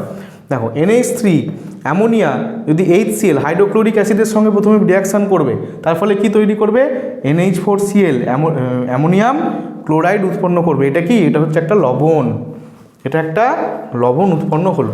দেখো এখানে জল উৎপন্ন হলো না, কারণ জলের অক্সিজেন কোথাও নেই বলে, এখানে OH নেই বলে। আচ্ছা, NH3 আবার অ্যামোনিয়া H2SO4 অর্থাৎ সালফিউরিক অ্যাসিডের সঙ্গে যখন বিক্রিয়া করবে তখন কি করবে, NH4 এই রিয়াকশানটা আমরা আগেও দেখেছি শুষ্কীকরণে, অর্থাৎ অ্যামোনিয়াম সালফেট লবণ উৎপন্ন করবে, এটাও কিন্তু একটা লবণ। আবার যদি নাইট্রিক অ্যাসিডের সঙ্গে অ্যামোনিয়ার বিক্রিয়া হয়, দেখো NH3HNO3, তাহলে কি হবে, অ্যামোনিয়াম নাইট্রেট উৎপন্ন হবে, NH4NO3 অ্যামোনিয়াম নাইট্রেট। তাহলে এখানে কি হবে, এটা হচ্ছে অ্যামোনিয়াম ক্লোরাইড, দেখো Cl আছে বলে অ্যামোনিয়াম ক্লোরাইড, SO4 আছে বলে অ্যামোনিয়াম সালফেট, আর এটা হবে অ্যামোনিয়াম নাইট্রেট। এই আমাদের লবণ কিন্তু তিনটে উৎপন্ন করলো। এবার আমি যদি অ্যামোনিয়ার জলীয় দ্রবণ নিই, অর্থাৎ NH4OH অ্যামোনিয়াম হাইড্রক্সাইড নিই, অর্থাৎ এই যৌগটাকে নিই, এই যৌগটা নিলেও তারাও কিন্তু অ্যাসিডের সঙ্গে বিক্রিয়া করে লবণ এবং জল উৎপন্ন করবে। এখানে কেবলমাত্র লবণ উৎপন্ন হয়েছিল, কারণ ওখানে জল OH আয়নটা ছিল না। এবার এখানে OH আয়ন আছে, তাহলে দেখো এ প্রপার ক্ষারের মতো আচরণ করবে, লবণ এবং জল উৎপন্ন করবে। অর্থাৎ NH4OH অ্যাকুয়াস মানে হচ্ছে এটা লিকুইড আকারে আছে, এর সঙ্গে যদি H2SO4 এর বিক্রিয়া করা হয়, H2SO4 মানে রসায়নের রাজা সালফিউরিক অ্যাসিড, সালফিউরিক অ্যাসিডের বিক্রিয়ায় কী হবে, অ্যামোনিয়াম সালফেট উৎপন্ন হবে, এটা কি লবণ, এটা হচ্ছে আমাদের লবণ। আর দেখো H2O এটা হচ্ছে আমাদের জল, লবণ এবং জল উৎপন্ন করলো। তাহলে এর থেকেও বুঝতে পারা যায় যে এটা হচ্ছে ক্ষার। ক্ষার না হলে অ্যাসিডের সঙ্গে কোনো জিনিস বিক্রিয়া করে লবণ এবং জল উৎপন্ন করে না। এই ফরম্যাটটা আমাদের কিন্তু ভালো করে মাথায় রাখতে হবে। আবার যদি আমরা NH4OH কে নাইট্রিক অ্যাসিড অর্থাৎ HNO3 সঙ্গে বিক্রিয়া করাই, তাহলে কি উৎপন্ন হয়, দেখো অ্যামোনিয়াম নাইট্রেট, NH4NO3 এটাও একটা লবণ এবং তার সঙ্গে H2O জল উৎপন্ন হয়ে যাচ্ছে। তাহলে এই সমস্ত বিক্রিয়া থেকে আমরা বুঝতে পারলাম যে অ্যামোনিয়া ক্ষারকীয় ধর্ম প্রদর্শন করে এবং অ্যামোনিয়ার জলীয় দ্রবণ অবশ্যই একটা ক্ষার, অর্থাৎ অ্যামোনিয়াম হাইড্রক্সাইড। চলো, এই গেল আমাদের অ্যামোনিয়ার ক্ষারীয় ধর্ম। এবার চলে আসি আমরা অ্যামোনিয়ার বিজারণ ধর্ম। বিজারণ ধর্ম মানে কি, যে লোককে বিজারণ করে দেবে, অর্থাৎ অ্যামোনিয়ার সংস্পর্শে যে থাকবে সে কি করবে, তাকে তার বিজারণ করিয়ে দেবে আর নিজে কি করবে, নিজে জ্বালন করে দেবে। দেখো কি হয়, অ্যামোনিয়াকে বলা হয় একটা তীব্র জারক পদার্থ। একটা উদাহরণের মধ্যে দিয়ে বোঝো, তাহলে তোমাদের বুঝতে সুবিধা হবে। এক্সাম্পল কি বলছে, অতিতপ্ত কিউপ্রিক অক্সাইড অর্থাৎ CuO এর ওপর দিয়ে অ্যামোনিয়া গ্যাস প্রবাহিত করলে কালো বর্ণের CuO NH3 দ্বারা বিজারিত হয়ে লাল বর্ণের তামা উৎপন্ন হয় এবং অ্যামোনিয়া নিজে নাইট্রোজেনে জারিত হয়ে যায়। দেখো রিয়াকশানটা দেখো, ওখানে দেখে যদি বুঝতে না পারো এখানে দেখো। দেখো এটা হচ্ছে আমাদের কিউপ্রিক অক্সাইড, এর রং কি, এর রং হচ্ছে কালো, এই যৌগটার রং হচ্ছে কালো। এই কিউপ্রিক অক্সাইডের সঙ্গে যেই আমাদের অ্যামোনিয়ার বিক্রিয়া করানো হবে, অমনি দেখা যাবে যে কপার উৎপন্ন হয়ে গেল লাল বর্ণের, ছিল কালো হয়ে গেল লাল বর্ণের কপার উৎপন্ন হয়ে গেল, আর নাইট্রোজেন গ্যাস তৈরি হয়ে গেল, আর আমাদের জলীয় বাষ্প তৈরি হয়ে গেল। এবার এখানে জ্বালন আর বিজারণটা তুমি কি করে বুঝবে, দেখো কিউপ্রিক অক্সাইডে কপারের সঙ্গে কে ছিল, অক্সিজেন ছিল। এবার এই কিউপ্রিক অক্সাইড থেকে কি তৈরি হয়েছে, কপার তৈরি হয়েছে। তাহলে দেখো তোমরা ছোটোবেলায় জ্বালন এবং বিজারণ পড়েছিলে, সেখানে তোমরা পড়েছিলে যে কোথাও থেকে যদি অক্সিজেন বেরিয়ে যায়, কোনো যৌগ থেকে অক্সিজেন বেরিয়ে গেলে তার কি হয়, তার বিজারণ হয়, অর্থাৎ CuOর কি হয়েছে, এটা বিজারণ হয়েছে। কি হয়েছে, এটা বিজারণ। কোনো যৌগ থেকে মনে করো XO একটা যৌগ ছিল, এই যৌগ থেকে যদি অক্সিজেন বেরিয়ে গিয়ে শুধু X হয়ে যায়, তাহলে এটাকে বলা হয় আমাদের বিজারণ। আর অক্সিজেন যদি কোথাও যুক্ত হয় তাহলে বলা হয় জারণ। আর যদি অক্সিজেন কোথাও যুক্ত হয়, অর্থাৎ এখান থেকে এরকম হয়, তাহলে বলা হয় আমাদের এটাকে জারণ, এটাকে জারণ বলা হয়, আর এটাকে বলা হয় বিজারণ। তাহলে বোঝা গেল এখানে দেখো CuO কিউপ্রিক অক্সাইডে অক্সিজেন ছিল, কিন্তু এখানে কপারে আর অক্সিজেন নেই, শুধু একা কপার বসে আছে, অক্সিজেন হারিয়ে ভ্যামা করে কাঁদছে। তাহলে একে কী বলা হবে, এর বিজারণ হয়েছে। এটা কে করলো, এর এই দশা কে করলো, কালপিটটাকে, কালপিট হচ্ছে এই যে অ্যামোনিয়া, বদমাইশ লোক কী করেছে, এর অক্সিজেনটাকে ভাগিয়ে দিয়েছে, এ কাঁদছে বসে বসে, তাহলে কী হয়ে গেল, বিজারণ হয়ে গেল, অক্সিজেন হারা হয়ে গেল। অপরদিকে নিজে কি করলো, দেখো নিজে কি, আর একটা কনসেপ্ট তোমরা ছোটোবেলা পড়েছিলে, যদি কোনো মৌল থেকে হাইড্রোজেন বেরিয়ে যায়, যদি কোথাও থেকে হাইড্রোজেন বেরিয়ে যায় তাহলে তাকে বলা হয় জারণ। আর যদি কোনো মৌলতে হাইড্রোজেন যুক্ত হয় তাহলে তাকে বলা হয় বিজারণ। তাহলে দেখো এই হাইড্রোজেন নিয়ে বসে আছে, অ্যামোনিয়ার মধ্যে কে আছে, হাইড্রোজেন আছে, অ্যামোনিয়া থেকে হয়ে গেল নাইট্রোজেন, তাহলে ওর টোটাল হাইড্রোজেনটাকে কী করলো, ভাগিয়ে দিল নাইট্রোজেন নিজের কাছ থেকে, দিয়ে নিজের তাহলে কী করে নিল, নিজের জারণ করে নিল, নিজের জারণ করে নিল। আর কি করলো, ওর সঙ্গে যে কথা বলতে এসেছিল, যে একটু বন্ধুত্ব করতে এসেছিল সিইও, তাকে কি করলো, তার অক্সিজেনটাকে ভাগিয়ে দিয়ে তাকে বিজারণ করে দিল। তাহলে এই জন্যই বলা হয় কি না, আমাদের অ্যামোনিয়া হচ্ছে একটা তীব্র বিজারক। ও লোককে ধরে ধরে লোকের বিজারণ করিয়ে দেয় আর নিজে জারণ করিয়ে নেয়। যে এই হচ্ছে একটা এক্সাম্পল। এই এক্সাম্পলটা কিন্তু বোঝানোর পরে আমি তোমাদের বলি, এই এক্সাম্পলটা কিন্তু পরীক্ষার পার্সপেক্টিভে খুব important, very very very important. এই এক্সাম্পলটা তোমাকে একদম হয়তো এইভাবে দেয় যে অ্যামোনিয়ার বিজারণ ধর্মের একটি উদাহরণ দিয়ে বোঝাও, অথবা এইভাবে দেয় যে কালো বর্ণের কিউপ্রিক অক্সাইডের ওপর দিয়ে অ্যামোনিয়া গ্যাস চালনা করলে কি হয় বিক্রিয়ার সমীকরণ সহ লেখো। এই কালারটা কিন্তু ইম্পর্টেন্ট। কালো রঙের কিউপ্রিক অক্সাইড লাল বর্ণের কপারে পরিণত হয়ে যায়, হেভি ইম্পর্টেন্ট। আচ্ছা, এই বিজারণ ধর্মের আরেকটা যদি তুমি উদাহরণ নিতে চাও, তাহলে দেখো লেড অক্সাইড পিবিও, এর কালার হলুদ, এর সঙ্গে আমাদের অ্যামোনিয়ার যদি বিক্রিয়া হয় তাহলে কি হয়, এখান থেকে অক্সিজেনকে নিশ্চয়ই ভাগিয়ে দেবে পিবিও থেকে, দিয়ে পিবিওকে কী করবে, হাত পা ছুঁড়ে কাঁদবে, তাহলে এটা কী করবে, এটাকে করে দেবে ওর বিজারণ, পিবিওর বিজারণ হয়ে যায়। ছিল হলুদ বর্ণের পিবিও, হয়ে গেল ধূসর বর্ণের শুধু লেড পিবি। আর অ্যামোনিয়া নিজে কী করলো, অ্যামোনিয়া নিজেকে নিজের হাইড্রোজেন সব বার করে দিল, দিয়ে নিজে কী হয়ে গেল, সাধু সন্ন্যাসী হয়ে গেল, অর্থাৎ জারণ করে নিল নিজে, দেখো, এবং জল উৎপন্ন হলো। তাহলে এই গেল আমাদের বিজারণ ধর্ম। আশা করি তোমরা অ্যামোনিয়ার বিজারণ ধর্মটা খুব ভালো করে বুঝতে পেরেছো। আচ্ছা, এবার এইখানে একটা জিনিসে আসি, যেটা হচ্ছে বিলীয়মান রং কী জিনিস। দেখো আমরা কি পড়েছি, যে অ্যামোনিয়া ক্ষার, অ্যামোনিয়ার মধ্যে ক্ষারীয় ধর্ম বর্তমান। তাহলে অ্যামোনিয়া হচ্ছে আমরা বলতে পারি ক্ষার। তাহলে তোমরা ক্লাস 9-এ যখন নির্দেশক পড়েছিলে, কোনটা অ্যাসিড কোনটা ক্ষার এগুলো চেনার জন্য আমরা কি ব্যবহার করেছিলাম, নির্দেশক। সেই নির্দেশক পড়ার সময় তোমরা একটা নির্দেশকের নাম জেনেছিলে, একটু মনে করে দেখো, যেটা হচ্ছে ফেনলফথেলিন। এটা কি, যেটা হচ্ছে আমাদের ফেনলফথেলিন। ফেনলফথেলিন, এই ফেনলফথেলিনকে নিয়ে কেন কথা বলছি, ফেনলফথেলিনের বৈশিষ্ট্য কী ছিল, ফেনলফথেলিন নিজে কী ছিল, নিজে বর্ণহীন ছিল। ফেনলফথেলিনের কিন্তু কোনো কালার ছিল না, বর্ণহীন ছিল। এই ফেনলফথেলিন কী হতো, অ্যাসিড দ্রবণে যদি ফেনলফথেলিন যোগ করা হতো তাহলে কিন্তু কালারের কোনো চেঞ্জ হতো না, ও বর্ণহীনই থাকতো। কিন্তু যদি এই ফেনলফথেলিনকে ক্ষারের সঙ্গে যুক্ত করা হতো, ক্ষারের দ্রবণে দ্রবীভূত করা হতো, তাহলে রং কী হয়ে যেত, লালচে গোলাপি, লালচে গোলাপি, খুব সুন্দর দেখতে একটা কালার তৈরি হতো। যেই ক্ষারের সঙ্গে, মনে করো তোমার একটা ক্ষার রাখা আছে, এখানে ক্ষার রাখা আছে, ক্ষারের সঙ্গে তুমি ফোঁটা ফোঁটা করে কিছু ফোঁটা ফেনলফথেলিন যোগ করে দিলে অমনি টোটাল এই দ্রবণটার বর্ণ হয়ে যেত লালচে গোলাপি। এটা আমরা টাইট্রেশন বিক্রিয়াতেও করেছিলাম। এই ধর্মটাই আমাদের অ্যামোনিয়া দেখাবে। দেখো অ্যামোনিয়া কি, অ্যামোনিয়া নিশ্চয়ই ক্ষার, অ্যামোনিয়া ক্ষার আমরা এখন পড়লাম।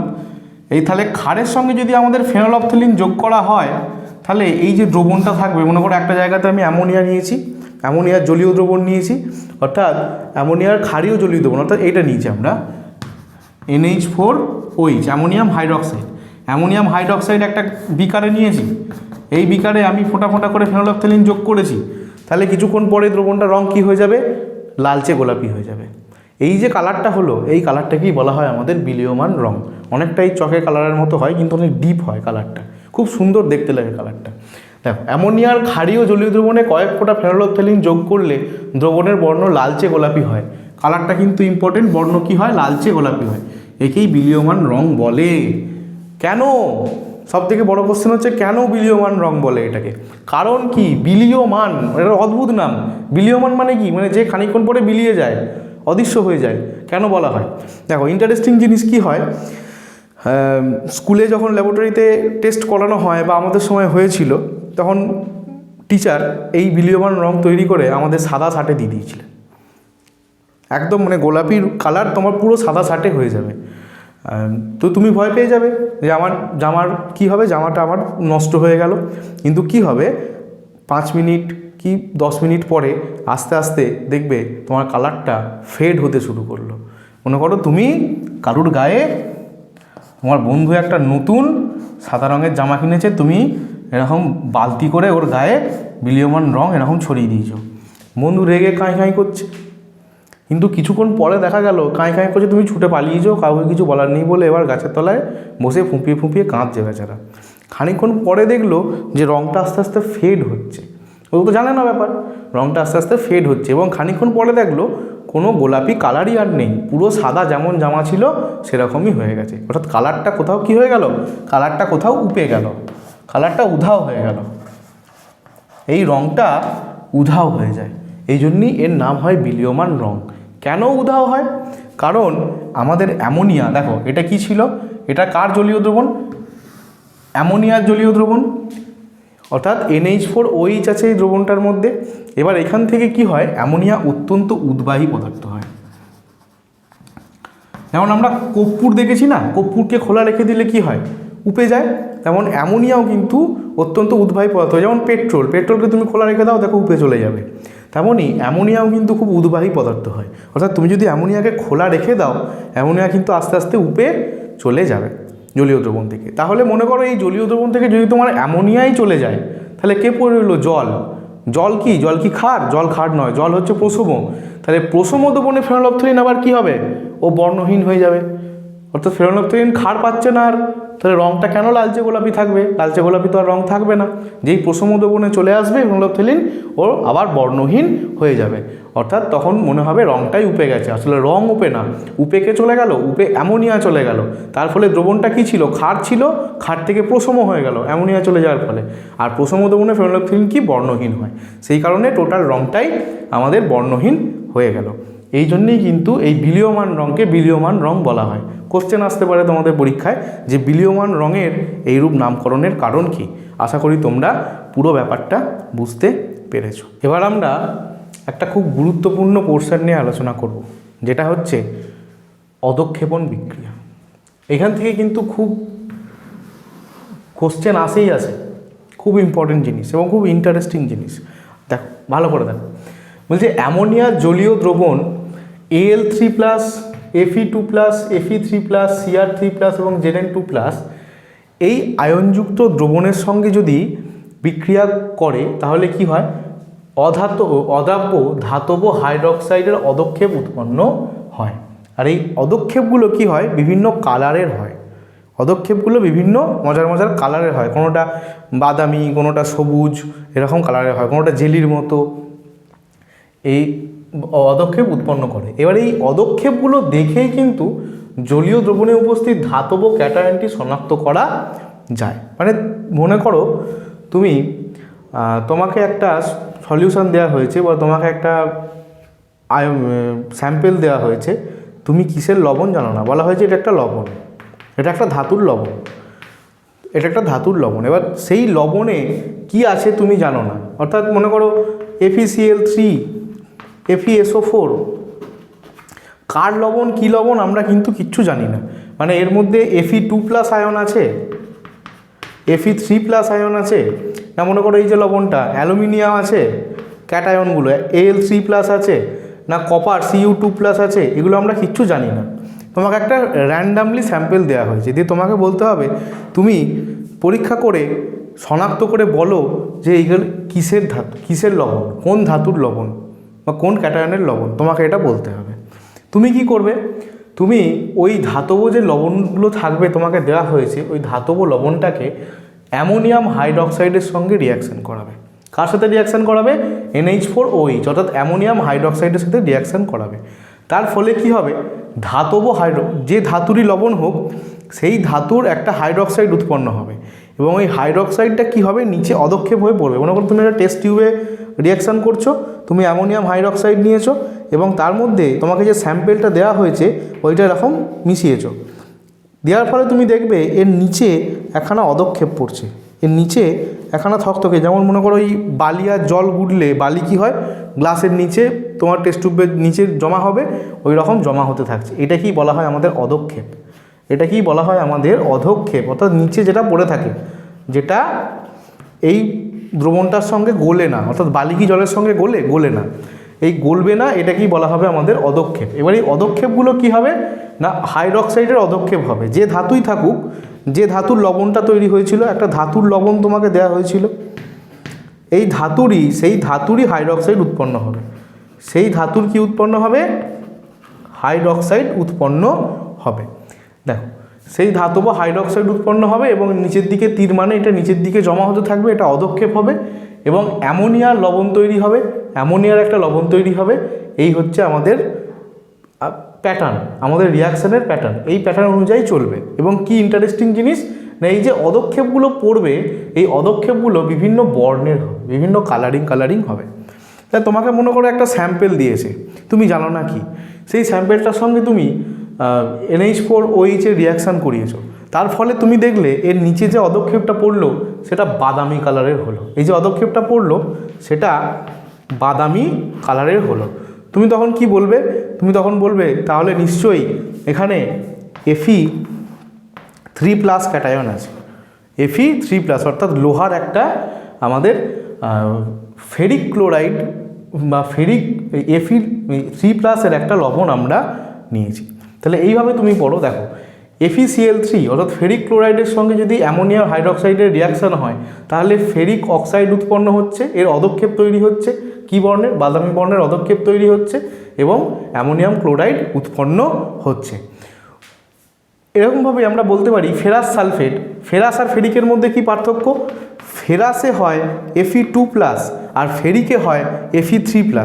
Fe3+কে বলা হয় ফেরিক আর Fe2+কে বলা হয় ফেরাস। FeSO4 এখানে 2+ আছে, এই ফেরাস সালফেটের সঙ্গে NH4OH এর বিক্রিয়া করলে অর্থাৎ অ্যামোনিয়াম হাইড্রক্সাইডের বিক্রিয়া করলে কি হবে? আমাদের ফেরিক সালফেট উৎপন্ন হবে এবং অ্যামোনিয়াম সালফেট উৎপন্ন হবে। এবার এই যে অধক্ষেপটা উৎপন্ন হলো, এই অধক্ষেপটার কালার কি হবে? কালচে সবুজ রঙের হবে অধক্ষেপটা, অর্থাৎ সবুজটা একটু কালচে টাইপের হবে। আচ্ছা, এরপরে দেখো অ্যালুমিনিয়াম ক্লোরাইডের সঙ্গে তোমার যদি বিক্রিয়া হয়, অ্যালুমিনিয়াম ক্লোরাইডের সঙ্গে তোমার NH4OH এর বিক্রিয়া করলে একই রকমভাবে অ্যালুমিনিয়াম হাইড্রক্সাইডের একটা অধক্ষেপ তৈরি হবে। এই অ্যালুমিনিয়াম হাইড্রক্সাইডের অধক্ষেপটার রং কী হবে? এটা একদম থকথকে ওই সাদা জেলির মতো একটা অধক্ষেপ পড়বে। শুধু রংটা সাদা হবে না, তার সঙ্গে ওইটা একটা থকথকে জেলির মতো দেখতে লাগবে, সাদা জেলির মতো আমাদের অধক্ষেপ পড়বে। আচ্ছা, এরপরে দেখো কপার ক্লোরাইড CuCl2 এর সঙ্গে যদি আমরা NH4OH এর বিক্রিয়া ঘটাই তাহলে কি হবে? কিউপ্রিক অক্সাইডের একটা হাইড্রক্সাইডের একটা অধক্ষেপ পড়বে এবং এই অধক্ষেপটার রং কি হবে? সবুজ রং হবে। এবার এখানে কোশ্চেন তোমাকে কিভাবে দিতে পারে? এখানে তোমাকে ডাইরেক্ট কোশ্চেন দিতে পারে যে আমাদের অ্যালুমিনিয়াম ক্লোরাইডের সঙ্গে অ্যামোনিয়া বিক্রিয়া করলে কি অধক্ষেপ পড়বে, কী রঙের অধক্ষেপ পড়বে সেটি বিক্রিয়া সমেত দেখাও। তাহলে আমাকে এই রিয়াকশানটা লিখে দিতে হবে। অ্যালুমিনিয়াম ক্লোরাইডের সঙ্গে NH4 বিক্রিয়ায় আমাদের অ্যালুমিনিয়াম হাইড্রক্সাইডের অধক্ষেপ পড়বে এবং এই যে কালারটা সাদা জেলির ন্যায়, এটা এর নিচে লিখে দিতে হবে। বোঝা গেল? আর একটা উল্টোভাবে কোশ্চেন কি দিতে পারে? তোমাকে উল্টোভাবে কোশ্চেন দিল যে তোমাকে একটা ধাতব লবণ দেওয়া হয়েছে, এই ধাতব লবণের সঙ্গে অ্যামোনিয়াম হাইড্রক্সাইডের রিয়াকশান করানোর ফলে যে অধক্ষেপটি উৎপন্ন হলো সেটি বাদামি বর্ণের অধক্ষেপ উৎপন্ন হলো। তাহলে যে ধাতব লবণটা দেওয়া হয়েছিল সেই ধাতব লবণটা কি? তখন আমরা বলবো, বা ধাতব লবণে কোন ক্যাটায়ন আছে, তখন আমরা কি বলবো? যে এটা হবে ফেরিক ক্লোরাইড বা এই ধাতব লবণে ফেরিক আয়নটি উপস্থিত আছে। এইভাবে কিন্তু কোশ্চেন দেবে এবং এখান থেকে তুমি কোশ্চেন পাবেই পাবে। এই পোর্শন থেকে তুমি কোশ্চেন একদম পাবে। আশা করি তোমরা বুঝতে পেরেছো। এবার বাকি তুমি রিভিশন করো, আরও ভালো করে বোঝো। যদি বুঝতে না পারো ভিডিও পিছন দিকে নিয়ে যাও, আবার প্লে করো, ভালো করে বোঝো জিনিসটাকে। এরপরে আমি আরেকটা খুব গুরুত্বপূর্ণ জিনিস, যেটাও সম্ভাবনা থাকে অনেক বেশি, সেই জিনিস নিয়ে আলোচনা করব। সেটা হচ্ছে নেসলার বিকারক। এই নেসলার বিকারক কি এবং কি কাজে লাগে আমাদের এটা জানতে হবে। এর রিয়াকশান পড়তে হবে না, দরকার নেই। দেখো, নেসলার বিকারক হচ্ছে ক্ষারীয় পটাশিয়াম মার্কিউরো আয়োডাইড নামক জটিল লবণের বর্ণহীন স্বচ্ছ জলীয় দ্রবণকে নেসলার বিকারক বলা হয়। একদম এক্স্যাক্টলি এই লাইনগুলি মনে রাখতে হবে। দেখো কি বলা হচ্ছে, বলছে পটাশিয়াম মার্কিউরো আয়োডাইড, যার সংকেত কি? যার সংকেত হচ্ছে, বড় করে লিখি, K2 ব্যাকেট শুরু HgI4 ব্যাকেট শেষ। এই যে জটিল যৌগটা, এই যৌগটার সঙ্গে কি থাকবে? ক্ষারীয়, খানিকটা KOH যুক্ত থাকবে, পটাশিয়াম হাইড্রক্সাইড যুক্ত থাকবে। এর সঙ্গে মনে করো জলের সঙ্গে এই যৌগটাকে আমি গুলে দিলাম। এখানে কি আছে? জল আছে, H2O আছে, এর সঙ্গে আমি গুলে দিলাম। ফলে যে দ্রবণটা তৈরি হবে সেটাকে বলা হয় আমাদের নেসলার বিকারক। এটা কিন্তু খুব ভালো করে মনে রাখতে হবে। এর কি প্রয়োজনীয়তা আছে, আমাদের কেন পড়তে হবে না, পরীক্ষাগারে অ্যামোনিয়া এবং অ্যামোনিয়াম লবণগুলিকে শনাক্ত করতে ব্যবহৃত হয়। পরীক্ষাগারে হ্যাপাজার্ড তোমার অনেক কিছু রাখা আছে, তোমাকে বলছে যে এর মধ্যে কোনটা অ্যামোনিয়া তুমি দেখাও, তুমি কী করে চিনবে? হ্যাঁ, এক তো গন্ধ দেখে আমি চিনতে পারবো, গন্ধ না শুকে, গন্ধকেও তীব্র ঝাঁঝালো গন্ধ আমরা জানি, সেটা দেখে আমরা বুঝতে পারবো। কিন্তু যদি তোমাকে বলে যে রাসায়নিক বিক্রিয়ার মাধ্যমে দেখাতে হবে, তুমি তখন কি করবে না, এই অ্যামোনিয়াকে বা অ্যামোনিয়ার যে লবণগুলো আছে সেগুলোকে এই নেসলার বিকারকের মধ্যে দেবে। এই যে নেসলার বিকারকটা আছে, জল আর K2HgI4 অর্থাৎ পটাশিয়াম মার্কিউরো আয়োডাইড, আর এর সঙ্গে কী আছে, সামান্য পরিমাণ আমাদের ক্ষার আছে, জেনারেলি পটাশিয়াম হাইড্রক্সাইড উৎপন্ন করা হয়। এর সাথে জলের মিশ্রণ, এই জলের মিশ্রণের মধ্যে তুমি অ্যামোনিয়া যেই দেবে, কি হবে, এই দ্রবণটা প্রথমেই বাদামি কালার ধরে নেবে। তুমি যেই দিলে, ওই যে তোমার মধ্যে 4-5টা স্যাম্পেল দিয়েছে, বললো এর মধ্যে কোনটা অ্যামোনিয়া, তুমি প্রথমটায় দিলে দেখলে কিছু হলো না, অন্য একটা দিলে অন্যরকম রং হয়ে গেল, তারপরে 3 নম্বরটা দিলে দেখলে তোমার বাদামি রং হয়ে গেল, তুমি বলে এইটা হচ্ছে আমার অ্যামোনিয়া। কেন না, আমাদের নেসলার বিকারকের সঙ্গে দিয়ে, নেসলার বিকারকে যেই আমি স্যাম্পেলটা দিলাম অমনি কী হয়ে গেল, বাদামি কালার হয়ে গেল, তাহলে এটা অবশ্যই আমাদের কিন্তু অ্যামোনিয়া, বাদামি কালার হয়ে যাবে। অল্প পরিমাণে দিলে কিন্তু দ্রবণটা পুরো বাদামি হয়ে যাবে। এবার তুমি যদি বেশি বেশি অ্যামোনিয়া দাও বা অ্যামোনিয়ার লবণগুলো তুমি বেশি বেশি দাও, তাহলে কি হবে, এই নিচের দিকে একদম গাঢ় বাদামি রঙের অধক্ষেপ পড়তে শুরু করবে, সেই বাদামিই থাকবে, কালারটা গাঢ় হয়ে যাবে এবং এবার দ্রবণটা না হয়ে নিচের দিকে অধক্ষেপ পড়তে শুরু করবে। তো এই গেল আমাদের নেসলার বিকারক এবং নেসলার বিকারকের গুরুত্ব। এবার আমরা অ্যামোনিয়ার কিছু ব্যবহার দেখব এবং অ্যামোনিয়ার প্রথমে ভিডিও শুরুতে যেটা বলেছিলাম যে অ্যামোনিয়ার পরীক্ষাগার প্রস্তুতি একরকম হয় আর অ্যামোনিয়ার শিল্প প্রস্তুতি আর একরকম হয়, সেই শিল্প প্রস্তুতি এবং ইউরিয়ার প্রস্তুতি সম্পর্কে আমরা আলোচনা করব। প্রথমে অ্যামোনিয়ার শিল্প প্রস্তুতির প্রয়োজন কেন পড়লো সেটা দেখব। তার জন্য আমাদের আগে অ্যামোনিয়ার ব্যবহারটা বুঝতে হবে। দেখো, অ্যামোনিয়া কি, সার প্রস্তুত করতে অ্যামোনিয়া লাগে। আমাদের যে অ্যামোনিয়াম ফসফেট, ইউরিয়া, এই যে সারগুলো, অ্যামোনিয়াম সালফেট, তারপরে আমাদের ইউরিয়া, এই সারগুলো কিন্তু প্রস্তুত করার জন্যে অ্যামোনিয়ার দরকার, কারণ অ্যামোনিয়া ছাড়া এই সারগুলো প্রস্তুত হবে না। আর সার তো আমাদের কাজেই লাগবে, না হলে আমরা খেতে পাবো না। আচ্ছা, তারপরে কি অসওয়াল পদ্ধতিতে HNO3 অর্থাৎ নাইট্রিক অ্যাসিড, অসওয়াল পদ্ধতি, এই পদ্ধতি আমরা পরে পড়বো, আমাদের সিলেবাসে আছে। এই পদ্ধতিতে নাইট্রিক অ্যাসিড প্রস্তুত করার জন্য আমাদের অ্যামোনিয়ার প্রয়োজন হয়। সলভে পদ্ধতিতে সোডিয়াম কার্বনেট প্রস্তুতির জন্য আমাদের অ্যামোনিয়ার প্রয়োজন হয়। আর যে সমস্ত হিমঘর বা বরফ তৈরি কারখানায় আছে সেখানে হিমায়ক রূপে কিন্তু আমাদের তরল অ্যামোনিয়া, আমরা প্রথমেই বলেছিলাম যেহেতু টেম্পারেচার অনেক লো হয় সেই জন্য কী হয়, হিমায়ক রূপে ব্যবহার করা হয়। তাহলে এই যে এত গুরুত্বপূর্ণ ব্যবহারগুলো আছে, তাহলে নিশ্চয়ই আমাদের অ্যামোনিয়াকে প্রস্তুত করতে হবে। এবার পরীক্ষাগার পদ্ধতিতে যদি আমরা প্রস্তুত করতে যাই তাহলে কি হবে, অনেক বেশি খরচে অল্প পরিমাণ আমাদের অ্যামোনিয়া প্রস্তুত হবে। তাহলে শিল্প প্রস্তুত কি হবে, যে আমাদের একদম সহজলভ্য কাঁচামাল, যেগুলো আমাদের হাতে খুব সোজাভাবে অ্যাভেলেবেল হয়ে যাবে, সেই রকম জিনিস খুব কম খরচে, খুব লো বাজেটে হিউজ পরিমাণে আমাদের বানাতে হবে। সেই কারণে কি হয়, অ্যামোনিয়ার শিল্প প্রস্তুতি এবং অ্যামোনিয়ার পরীক্ষাগার প্রস্তুতি দুটো আলাদা। দেখো, অ্যামোনিয়ার শিল্প প্রস্তুতি এবার দেখতে গেলে প্রয়োজনীয় দ্রব্য কী কী লাগে আমাদের আগে জানতে হবে। প্রয়োজনীয় দ্রব্য দেখো, খুব সোজা জিনিস। দেখো, অ্যামোনিয়ার সংকেত কি, NH3। অ্যামোনিয়া কী দিয়ে তৈরি হয়, তারপরে নাইট্রোজেন আর হাইড্রোজেন দিয়ে। তাই নাইট্রোজেন আর হাইড্রোজেনকে যদি কোনোভাবে বন্ধ করা যায় একসাথে, তাহলেই আমাদের অ্যামোনিয়া তৈরি হয়ে যাবে। সেই জন্য কী করা হয়, কেবলমাত্র নাইট্রোজেন ব্যবহার করা হয় আর হাইড্রোজেন ব্যবহার করা হয়। তাহলে এই হচ্ছে আমাদের প্রয়োজনীয় কাঁচামাল, শুধু নাইট্রোজেন গ্যাস আর হাইড্রোজেন গ্যাস। এবার শর্ত কী আছে, এবার শুধুমাত্র তো কাছে নিয়ে এসে নাইট্রোজেন আর হাইড্রোজেনে যুক্ত হয়ে যা বললেই তো যুক্ত হবে না, কিছু কন্ডিশান আছে, সেই কন্ডিশানটা আমাদের তৈরি করতে হবে। দেখো, কী কন্ডিশান বলছে, 1 আয়তন নাইট্রোজেন এবং 3 আয়তন হাইড্রোজেনের গ্যাসের মিশ্রণকে 200 বায়ুমণ্ডলীয় চাপে 550 ডিগ্রি তাপমাত্রায় Fe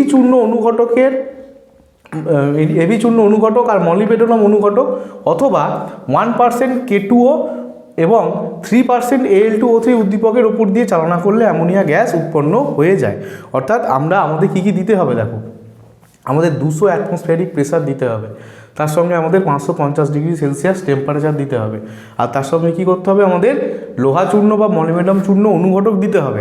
অথবা যদি আমরা এই অনুঘটকটা না দিই তা আর কি দিতে পারি আমরা 1% K2O এবং 3% Al2O3 এই উদ্দীপকটা ব্যবহার করতে হবে। নর্মাল কিন্তু ওরা যুক্ত হবে না, এই অনুঘটক বা উদ্দীপকটা ব্যবহার করলেই কিন্তু এদের উপর দিয়ে চালনা করলেই কি হবে, আমাদের অ্যামোনিয়া গ্যাস উৎপন্ন হয়ে যাবে। তাহলে আমাদের বিক্রিয়ার সমীকরণটা কি হবে, দেখো N2 1 আয়তন আর 3 আয়তন H2, এদের সঙ্গে যদি বিক্রিয়া করা হয় কত কত প্রেসার লাগবে, দেখো 200 ATM প্রেসার লাগবে আর টেম্পারেচার লাগবে আমাদের প্রায় 550 ডিগ্রি সেলসিয়াস টেম্পারেচার। তাহলে কি উৎপন্ন হয়ে যাবে, NH3 উৎপন্ন হয়ে যাবে এবং বিপুল পরিমাণে তাপ শক্তি আমাদের উৎপন্ন হবে। তো এইভাবে হচ্ছে শিল্প পদ্ধতিতে আমাদের এই রাসায়নিক অ্যামোনিয়াকে শিল্প প্রস্তুতি করা হয়। এই যে প্রসেসটা, এই প্রসেসটার একটা নাম আছে, এই প্রসেসটাকে বলা হয় হেবার পদ্ধতি। হেবার পদ্ধতি এটা কিন্তু খুব ইম্পর্টেন্ট, তোমাকে এরকম বলতে পারে যে অ্যামোনিয়ার শিল্প প্রস্তুতির প্রয়োজনীয় শর্ত সমীকরণ এবং প্রয়োজনীয় দ্রব্য লেখো, বা বলতে পারে হেবার পদ্ধতির মাধ্যমে অ্যামোনিয়া উৎপাদন করার প্রয়োজনীয় দ্রব্য শর্ত এবং রাসায়নিক বিক্রিয়া লেখো। যাহা শিল্প পদ্ধতি তাহাই কিন্তু আমাদের হেবার পদ্ধতি, এটা কিন্তু মাথায় রাখতে হবে এবং এটা কিন্তু খুব ইম্পর্টেন্ট হেবার পদ্ধতি। বা তোমাকে শর্ট কোশ্চেনও দিয়ে যেতে পারে যে হেবার পদ্ধতির মাধ্যমে কোন গ্যাসকে তৈরি করা হয়, MCQতে দিয়ে দিল, দেবার সেখানে একটা অপশানে অ্যামোনিয়া আছে, তোমাকে অ্যামোনিয়া দাগ দিতে হবে। আচ্ছা, এই বিক্রিয়ার কিছু বৈশিষ্ট্য আছে, এই বিক্রিয়ার বৈশিষ্ট্যগুলো কিন্তু খুব ইম্পর্টেন্ট, এগুলো আমাদের জানতে হবে। এই বিক্রিয়া কি, এইটা কিন্তু উভমুখী বিক্রিয়া, সেই কারণে এই দিকে এইরকম এবং এই দিকে এইরকম তীরচিহ্ন দেওয়া আছে, অর্থাৎ এদিক থেকে এদিকে আসতে পারে এবং এদিক থেকেও আবার ওদিকে যেতে পারে, এটা হচ্ছে উভমুখী বিক্রিয়া। আচ্ছা, তাপ উৎপাদক বিক্রিয়া, দেখো বিক্রিয়া শেষে তাপ উৎপন্ন হয়েছে 22.24 কিলো ক্যালোরি, অর্থাৎ এটি তাপ উৎপাদক বিক্রিয়া, তাপমোচী বিক্রিয়া। আর কি, বিক্রিয়ার ফলে সম্মুখের আয়তন সংকোচন ঘটে, অর্থাৎ এদিকের থেকে যখন অ্যামোনিয়া উৎপন্ন হবে তখন কিন্তু আয়তনটা অনেক কম হয়ে যাবে। তো এই গেল আমাদের অ্যামোনিয়ার শিল্প প্রস্তুতি, যাকে বলা হয় হেবার পদ্ধতি। এবার এখানে একটা গুরুত্বপূর্ণ জিনিস যেটা বলা হয়েছে যে অ্যামোনিয়া থেকে সার তৈরি হয়, ইউরিয়া তৈরি হয়। এই ইউরিয়ার শিল্প উৎপাদনটা বাণিজ্যিক কারণে যে তৈরি করা হয় সেইটা আমাদের সিলেবাসে আছে, কেবলমাত্র শিল্প উৎপাদনটা সেটা কিন্তু আমাদের দেখতে হবে। দেখো সেই একই কারণ যে ইউরিয়ার কেন এত গুরুত্ব, দেখো তার জন্য ইউরিয়ার ব্যবহারটা আমাদের আগে জানতে হবে। দেখো ইউরিয়া আমরা ছোটোবেলা জেনেছি যে জমিতে দেওয়া হয় যাদের চাষবাস আছে তারা তো শুনেইছে ইউরিয়া কী জিনিস। দেখো কী বলছে, নাইট্রোজেন ঘটিত সার হিসেবে ব্যবহার করা হয়। দেখো জমিতে কী সার দেওয়া হয়, NPK সার দেওয়া হয়, অর্থাৎ NP আর K এই তিনটে হচ্ছে মাটির একটা খুব গুরুত্বপূর্ণ মৌল বলতে পারো, সেই জন্য নাইট্রোজেন ঘটিত সার হিসেবে ইউরিয়া কিন্তু জমিতে দেওয়া হয়। আচ্ছা, মেলামিন প্রস্তুতিতে কাজে লাগে। এছাড়া কি, প্লাস্টিক, আঠা জাতীয় পদার্থ এবং আয়ন বিনিময়কারী রেজিন এইগুলো প্রস্তুত করতেও ইউরিয়া কী করতে হয়, ব্যবহার করা হয়। আর কি, দেখো বলছে কালাজ্বরের ওষুধ স্টিবামাইন আর ঘুমের ওষুধ বারবিটিউরেট, এই যে ওষুধগুলো, এই ওষুধগুলো প্রস্তুত করতেও কিন্তু আমাদের ইউরিয়া ব্যবহৃত হয়। তাহলে ইউরিয়ার কি, ইউরিয়ার গুরুত্ব কিন্তু আমাদের জীবনে অনেক বেশি, সেই কারণে কিন্তু বাণিজ্যিকভাবে আমাদের ইউরিয়াকে তৈরি করা হয়। ইউরিয়ার শিল্প উৎপাদনটা তাহলে আমাদের এবার দেখতে হবে। দেখো কি করা হয় না, উচ্চ চাপে 150 থেকে 200 অ্যাটমসফিয়ারিক প্রেসারে 200 ডিগ্রি সেলসিয়াস তাপমাত্রায় অটোক্লেভ যন্ত্র, এটা কিন্তু খুব ইম্পর্টেন্ট, একটা বিশেষ ধরনের যন্ত্র, তার মধ্যেই কিন্তু তৈরি হয়। তরল অ্যামোনিয়া এবং কার্বন ডাইঅক্সাইডের বিক্রিয়ায় কি ব্যবহার করা হয়, তরল অ্যামোনিয়া ব্যবহার করা হয় আর কার্বন ডাইঅক্সাইড ব্যবহার করা হয়, বিক্রিয়ায় ইউরিয়ায় উৎপন্ন হয়। এবার সমীকরণটা দেখব কিভাবে তৈরি হয়, প্রসেসটা। এই বিক্রিয়াটা দুটো ধাপে ঘটে। দেখো প্রথমে কি করা হয়, প্রথমে প্রায় 150 থেকে 200 ATM চাপে 170 ডিগ্রি সেলসিয়াস থেকে 90 ডিগ্রি তাপমাত্রায় তরল অ্যামোনিয়া ও কার্বন ডাইঅক্সাইড বিক্রিয়া করে অ্যামোনিয়াম কার্বামেট উৎপন্ন হয়। দেখো এখানে রিয়াকশনটা দেখো তাহলে বুঝতে পারবে, এখানে কার্বন ডাইঅক্সাইড নিয়েছি এবং এখানে অ্যামোনিয়া নিয়েছি। এই অ্যামোনিয়াটা কি, তরল আকারে আছে।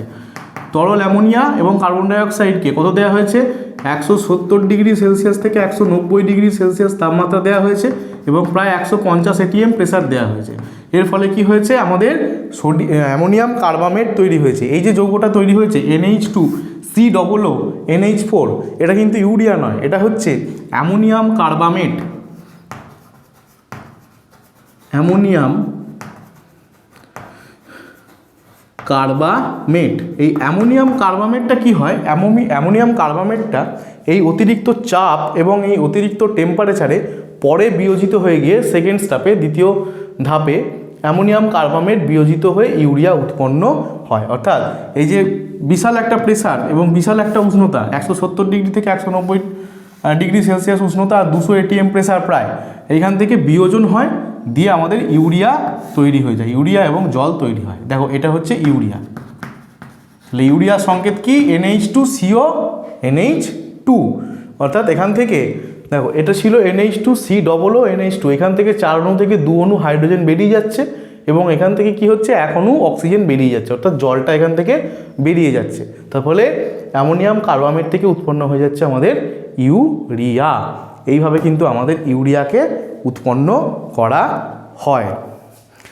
আশা করি তোমরা এটা সবটাই বুঝতে পেরেছো। আজকের ক্লাস এখানেই শেষ।